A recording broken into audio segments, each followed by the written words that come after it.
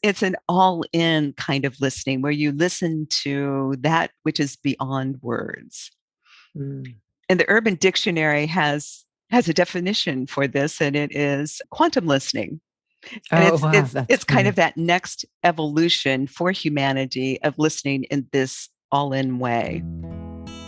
Hi, I'm Biz Cush, a life coach and therapist, and your host here on the Awaken Your Wise Woman podcast. We're talking to women all over the world who found their way back to themselves, to their inner knowing, to their intuition, to their wisest self.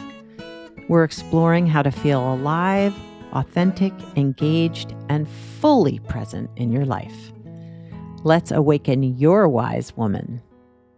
Hello to all of you wise women out there. Thanks for joining us for another episode of the Awaken Your Wise Woman podcast. And I'm your host, Elizabeth or Biz Cush, and I'm very excited about this week's guest. Her name is Terri Lonowski, and she is going to talk to us about soulful listening. But before we get started, I just want to be sure that I check in with all of you and see how your wise women journeys are progressing, how they're going, how you're feeling. I know that it's been a really unsettled time. I think we are so ready to be through the stress of the coronavirus and just to live our lives without having to think so hard about safety and protecting ourselves and protecting our loved ones. But I hope that this will pass and that we will get back on track and begin to heal as a country, throughout the world, just all of us. My wise woman journey continues as I continue to just explore other methods of inner knowing, deeper listening, checking in with myself, better understanding, and listening to and trusting my intuition. And I know I've shared with some of you some of that journey has been my own therapy.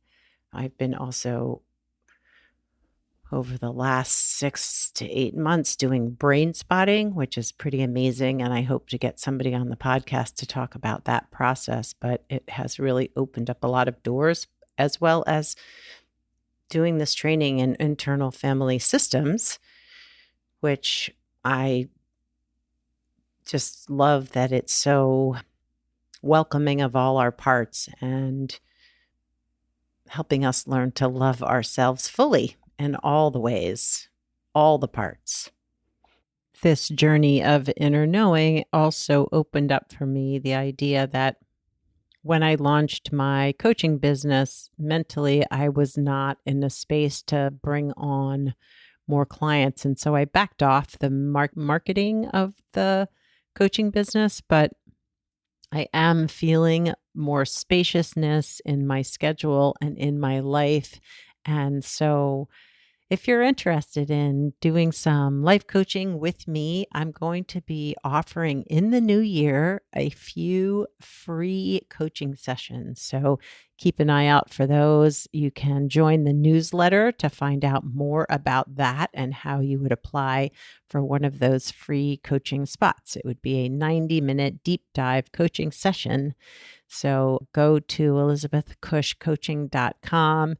And there is a link there on the homepage to sign up for the newsletter. And you'll get all the details once I make them more known. On to our guest. Terri Lonowski is the founder of Soulful Listening and is an accomplished thought leader whose body of work in evolutionary communication is timely, impactful, and deeply relevant given today's chaos and disconnect. Inspired by her grandma Helga and through insights gained as chair of the American Counseling Association Foundation, representing over 40,000 professional counselors, and other significant professional contributions, she created an easily repeatable roadmap for deeper connection.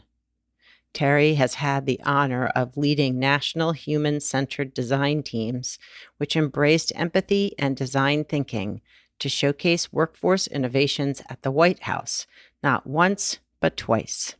And Terri is super excited to have been invited to take to the TEDx stage in October 2021 to share her powerful message.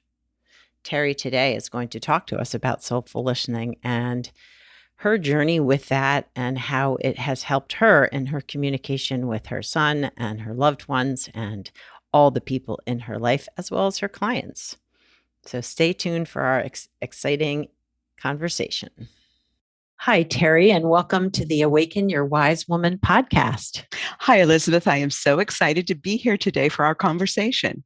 I am too. And as we were talking before we got started, it's always interesting to me that there are sort of outside connections often with the people that are on the podcast, but it's so great to talk to new people and to get to know them through this process. And so I would love for you to share a little bit about yourself with the listeners and what inspired you to do the work that you're doing these days.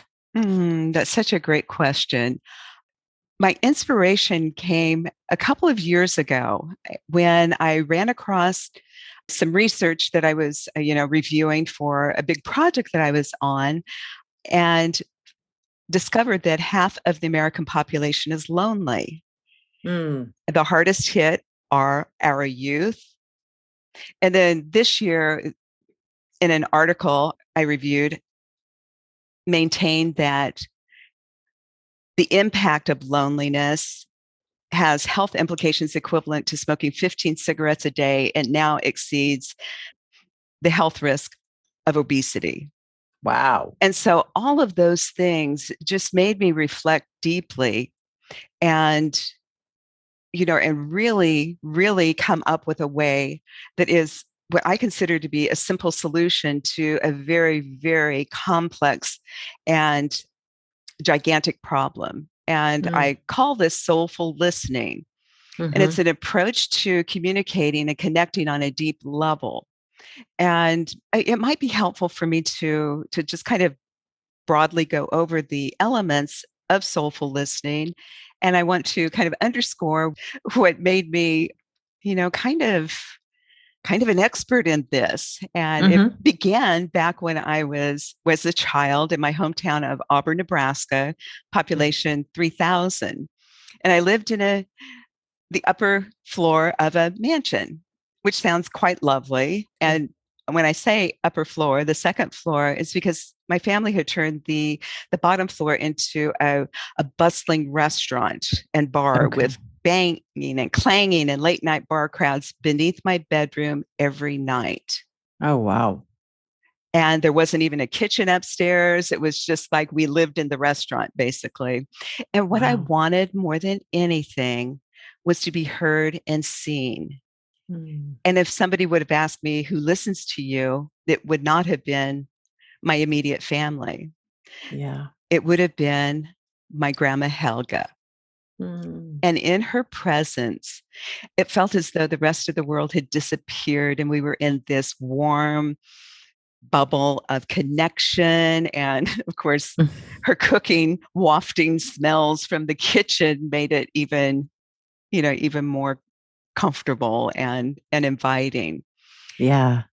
And so when I reflected on what helped grandma to be so present and so available, it really stemmed from the self-care practices that she had in her life. And what that looked like for her was setting healthy boundaries with the demands of the world around her. A weekly women's group that she connected with. It was kind of her social outlet. Nice. She was artistic, and so she would express herself through arts and crafts that she would be involved in. And she took care of her body with quiet personal time and quality reading of high-level publications. And so what this positioned Grandma Helga to do would be to come to an interaction from a position of overflow.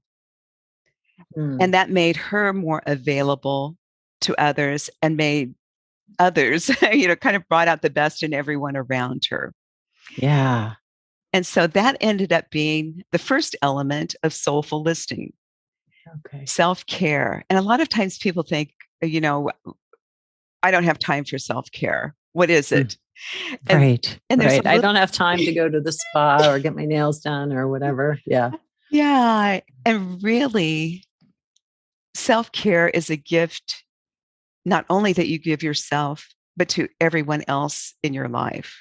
Yeah. And Absolutely. so it may look like, you know, eating well, getting Hmm. enough rest, taking a moment out to take a couple of breaths.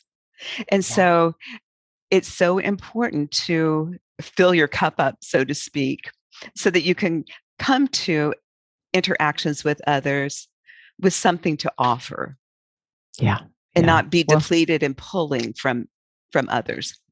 well, and I feel like, not to interrupt, but just that for women in particular, that, coming at relationships or whatever it is we're doing, often we are coming at it from such a depleted place because we're so good at knowing what everybody else needs and putting our needs on the back burner. And I 100% agree that, yeah, by just giving ourselves more nourishment and care, we're so much better able to be better humans too, right? Right, right. And access all that we already have available within our own Right. being. Because when we Yes. are so depleted, we constrict. We just Hmm. do. But when we can relax a little Yeah. bit, when we really have met our, our fundamental needs, we can relax and we can be present for another. Which Hmm. brings us to the second element, which is becoming fully present. Mm. Yeah. Yeah. That's a hard one for a lot of people. Well, sure, sure. And, and I imagine that we all can think of times when we've been in a conversation where you can almost see the cartoon bubble above their head with a list of things they're thinking about, not us. Yes. And we feel Yes. it. We feel it. Yeah. Yeah. Yeah. Yeah. And so Mm. sometimes it sounds like, becoming fully present may sound a bit abstract. And so Hmm. one of the activities I love to do with people in live events that I'll just share here is just a simple breathing exercise where we breathe in and hold and then breathe out. And we do this 3 times. Mm. And as we're doing this, I would just invite your listeners to pay attention to the warmth in their heart area. So let's just go ahead and do this together. That would be great. Take a breath in through your nose, hold out through your mouth. Another time in through your nose, hold, and out through your mouth. And a third time in through your nose, hold, and out through your mouth. And notice the energy has shifted between us Mm. and we're more in our bodies. Wiggle your toes, just wiggle your toes and see we're now more present. Yes. Yes. And Yes. that's so important for when we truly take care of ourselves and become fully present, we bring a quality of grace and compassion into every interaction. Yeah. Yeah. Yeah. Mm. I'm thinking about being fully present. Just day to day, I can get sort of caught up in other people's experiences. If I'm at an event, or like I'm thinking last night at a concert and haven't been to see live music in a long time, and just was I got so drawn into everybody, what everyone else was doing versus like just being there fully present with the music. And, it took me a minute to like, okay, let's put the phone down. Let's just be here and Oh, listen and enjoy this, because it was really wonderful. oh gosh, Elizabeth. Well, I applaud you for catching yourself. And Yeah. we're all human. We stray sometimes, we get distracted sometimes, but I think the important thing is to just notice when that happens and just bring yourself back. Even Hmm. in the middle of a conversation, when you find yourself with your own bubble above your head, just kind of like check yourself and go, oh, okay, I'm here now. I'm here. And Yeah. just take a breath just by Mm. yourself. You don't have to make any big announcement or any proclamation. Just take a breath and listen. Mm. Yeah. Yeah. Nice. Nice. And so then we go into the third element of soulful listening, which is kind of a hybrid between active listening and empathy. So Hmm. if the two had a child, it would be this element. Okay. And it's an all-in kind of listening where you listen to that which is beyond words. Mm. And the Urban Dictionary has a definition for this, and it is quantum listening. And Oh, it's wow. it's That's it's kind of funny. that next evolution for humanity of listening in this all-in way. Hmm. Yeah. Yeah. Yeah. Well, and I would imagine that if we were being fully present and listening in this sort of quantum listening, sort of picking up too on like the other cues, maybe that maybe their body is, giving off, or just, yeah, just really tuning in fully to the person who's with us. Mhm. Mhm. And just imagine how that would feel if somebody did that with you. Hmm. I mean, it's a rich gift. It truly It is. is. Yeah, it It truly is. is. Yeah. And when we connect in this way, on this deeper level, the chances are we'll get clues and cues, and we may pick up on a way that we might be helpful to someone else, which Hmm. which kind of segues into the fourth element, which is inspired action. And so we Yeah. all have resources available to us that could be of immense value to another person on their life path. And it might be as simple as making a phone call, looking up some information, Hmm. or just making a connection. Yeah. But that begins to embed integrity in your relationship. I'm sure we've had conversations where we felt heard, people are nodding their heads, and you're thinking, okay, okay, okay. And then it just, nothing happens after that. So it Yeah. falls flat at that point. And so by taking it to this next step, this next element, it adds a whole layer of confidence within your relationship and within your interactions. So Hmm. you can imagine, as this happens time and time again, the walls go down a little bit further, and there is, I had said confidence, but there's also kind of license to be more fully yourself and to maybe offer even bolder out of the box ideas. Hmm. Yeah. And then Yeah. the fifth element is where we kind of tie it all together, and it's the feedback loop. And again, somebody may have been taking action on your behalf, no strings attached. But if you don't know about it, there's a tendency to feel like you're like falling off into the abyss. And so Hmm. the feedback loop is you just come back to that person and say, hey, I made a couple of calls. I'm waiting to hear back. And this is what I've done. No strings attached. Just wanted to do this for you. Hmm.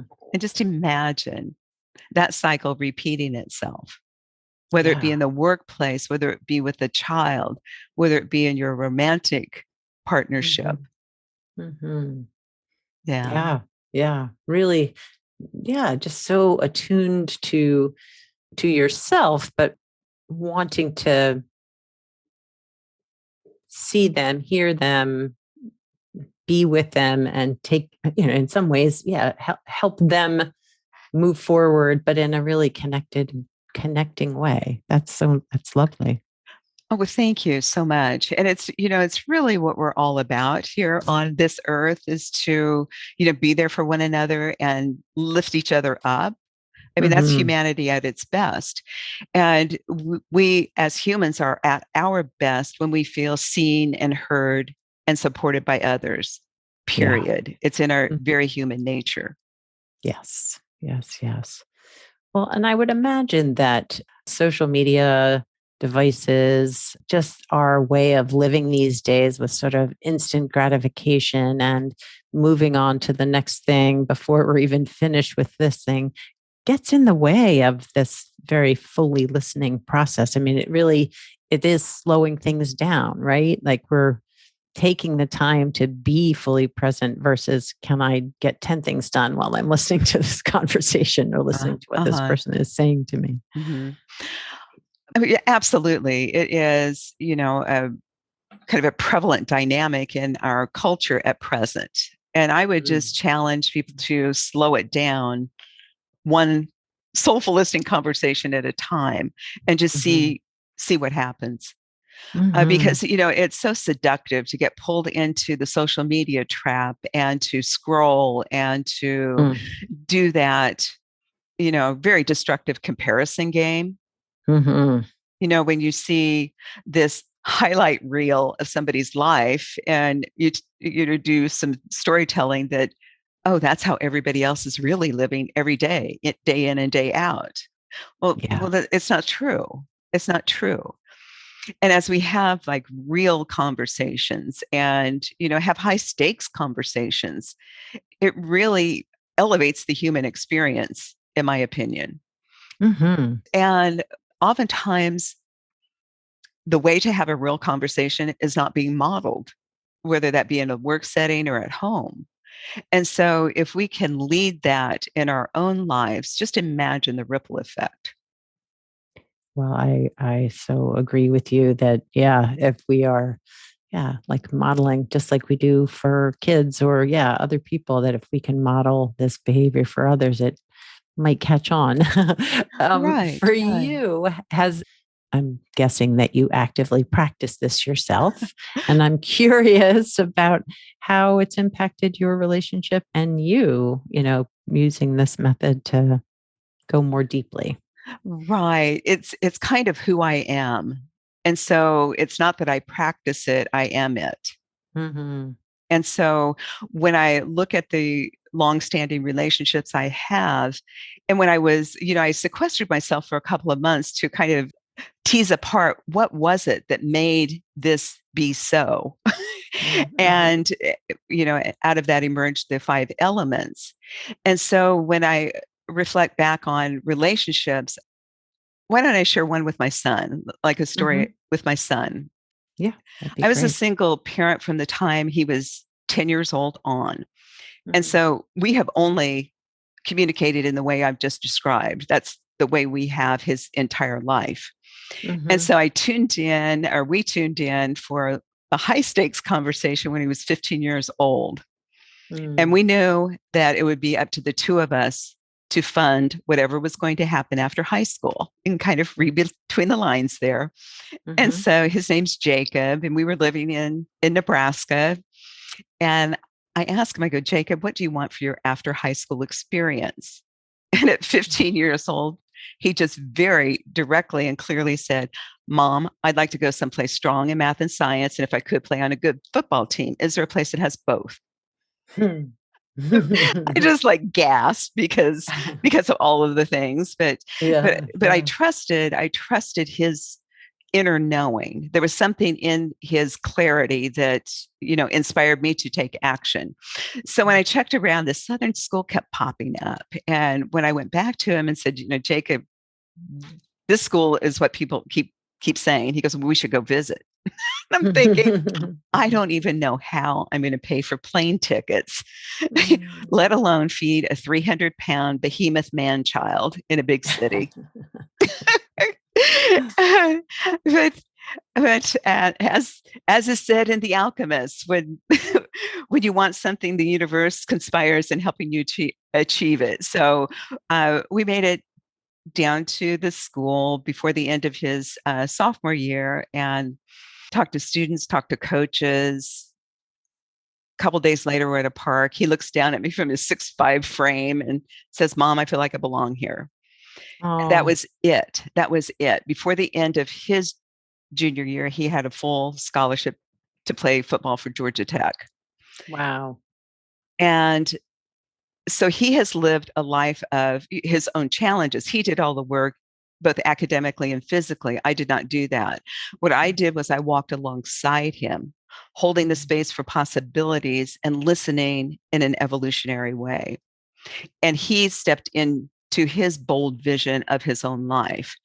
And that has continued throughout his life. He's now in his 30s and just became a doctor of physical therapy. And Mm. so I share that because it goes on and on. And it is a gift you give others that you share this with, that you practice this with, you are modeling this with, because then they embody it in their own lives, as is Hmm. true with my son and other people that have worked for me, and so on and so forth. It just Yeah. becomes how they walk through life.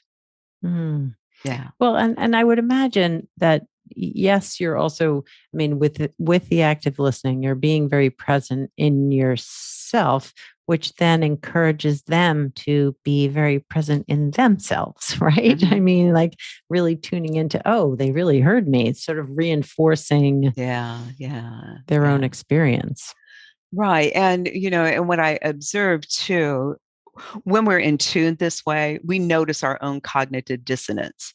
It's not Hmm. that life all just rolls along smoothly and effortlessly, but we notice when we're at odds within our own being. And then Mm. we can listen to ourselves in this way and, do a little investigating, and also, I don't know, with a higher degree of emotional intelligence, you can kind of wade through those bumps that come along the way. And you Mm. know that taking action when you're in that space of dissonance, you know that it is possible. And and once you step through that, you gain a little confidence in yourself. And if you have somebody walking alongside you, that's even more powerful. Yeah, yeah. Well, I feel like the path that has taken me where I am today really sort of led me back to myself, where for such a long time I was sort of looking for things outside myself to, fill whatever void it was. And that coming back home to me really took a lot of, yeah, meditation and presence and being more in tune with my body. And this just feels like it fits so nicely with that process too, where, yes, we're actively listening and to other people, but yeah, to be able to do it for ourselves too is lovely. I feel like it would enhance all your relationships, but also the relationship with yourself. Oh, that's so beautifully said. So beautifully Mm, said. And what a gift. What a gift yes. to the world, to yourself, and to your potential. Right. Right. Yeah. Yeah. Mm, very nice. And I'm wondering, like, if there were listeners here who were like, okay, I get that, there's these steps and how do I do this? But what if they were feeling, I don't know, I guess just sort of disconnected from this in a way that was like, I don't really know how I would go about doing this. What would you say to them? What would you say? Yeah, that's a powerful question. It's not uncommon when new information is presented that it can feel overwhelming. Mm, You can kind of go, I don't know, I'm not going to even do any of it because I just don't get it all. And so, what yeah. I would say is to just start small. Do Mm, one conversation over the course of this next week, one person that you care enough about to want to connect on a deeper level. Pick one person, one conversation, and before you enter that conversation, take 3 deep breaths and just be a little more present in that mm, one conversation, that one time. And then check in with yourself afterwards to see what that felt like. mm. Yeah. And then Yeah. add one more and add one more. Because again, in The Alchemist, I love that book. It Mhm. really expresses the magnitude of just beginning. And I think it goes something like, when we strive to become better than we are, everything around us becomes better too. Hmm. And so one small step Hmm. and listen. Yeah. And then if you get like an indication that maybe you can make a call on somebody's behalf, do it and let the person know. Or Hmm. if you're in the work setting and let's say you have, people that you work with, try starting the day out with a 5-minute check-in conversation. I did this for years and years, and it was just beautiful. It didn't take very long. It wasn't Mhm. called soulful listening at the time, but it certainly was that. And I would Yeah. just check in and you would be able to tell once you get this practice kind of rolling, Mhm. you can almost tell when somebody's off, like, or if they are frustrated about something, then you can address it when it's Mhm. kind of a baby frustration, Right, right. before it blows up and you end up needing to recruit a new person. So Yeah, yeah. anyway, that's and that's just really true. And so that would be, what I would suggest, Elizabeth, is to just try it out. Mhm. Because what I would say is even if you just tune in and take a couple of breaths and really try to leave that laundry list aside, Mhm. the dynamics will change within your relationships Yeah, without a yeah, question because you have shifted. And so it has to change. It might not be yeah. exactly what you want it to be in the end, but it will be better than not doing that. And so I also like to give this illustration when you enter into a conversation, the kind of conversations that we're talking about, you kind of need to leave the old scripts to the side, where Mm. you're kind of telling yourself, oh, he's going to say this, I'm going to say this, and it's going to end like this. Yeah. Right? Yeah, Yeah, yeah, sort yeah, of predicting yeah, predicting. Yeah, yeah. yeah. That never turns out well, right? Mm-mm. But if we can No. enter into a conversation with kind of a sense of curiosity and Love that really, word. yeah, and really, really bring quality questions into the interaction, because I believe that the quality of the solutions lie within the quality of the questions that we embody. Mm. Yeah, Yeah, yeah, that makes a lot of sense. yeah. Hmm. Well, Terri, if listeners wanted to know more about you and finding, out more about soulful listening, how would they go about doing that? Really, thank you. The best way is my website, which is soulfullistening.com.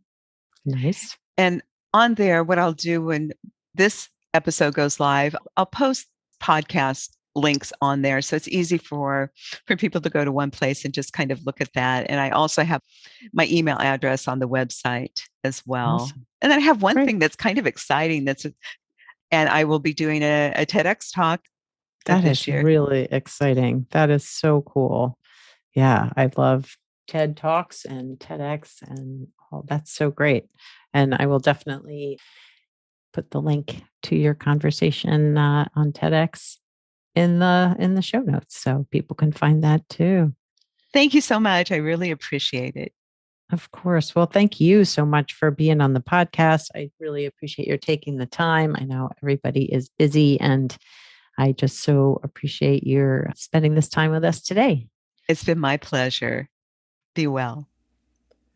I really enjoyed that conversation with Terri, especially as I have continued with my mindfulness journey and recognizing the power of listening, whether it's through meditation or actively listening to the people in our lives. It's so powerful when we allow ourselves to be fully present with the people in us that we care about, that we work with, just people we pass on the street if they're asking us directions or whatever it is, to be fully present and really, really listen.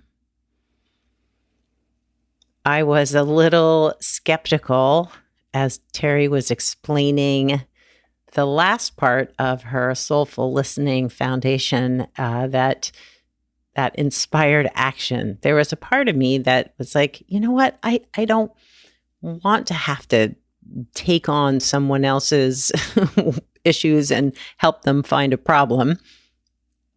And there was a part of me that thought, for people with boundary that struggle with setting healthy boundaries, that this might add to their distress, that they have to actually actively think about ways they can help another person, especially if they didn't want to.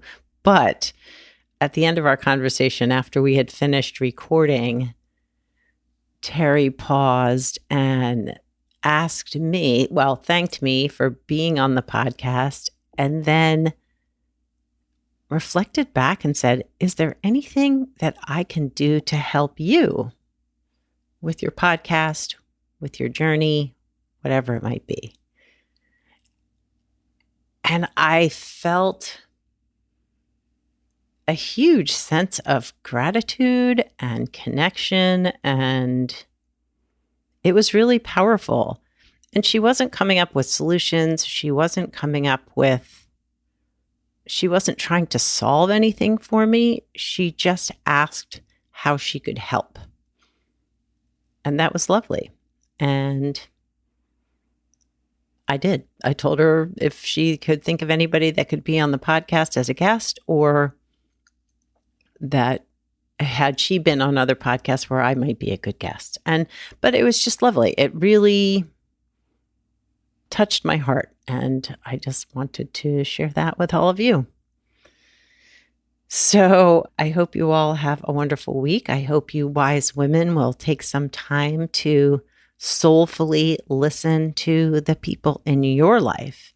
And if you're interested in knowing more about Terri and her work, you can find them in the show notes for this episode. And you can find the show notes at awakenyourwisewoman.com. You can search for Terri's name or just scroll down and find episode 9. And that's where our show notes and conversation will be. Also, Terri and I talked about having the link to her TEDx presentation in the show notes, but she informed me that that will not be available until January. So at this time, that link will not be there. But once I have it, I will update the show notes with that information. Again, if you want to know more about potentially applying for a free coaching spot with me, sign up for my newsletter at elizabethcushcoaching.com and fill out the form at the bottom to get the newsletter, and that will keep you up to date on all the things.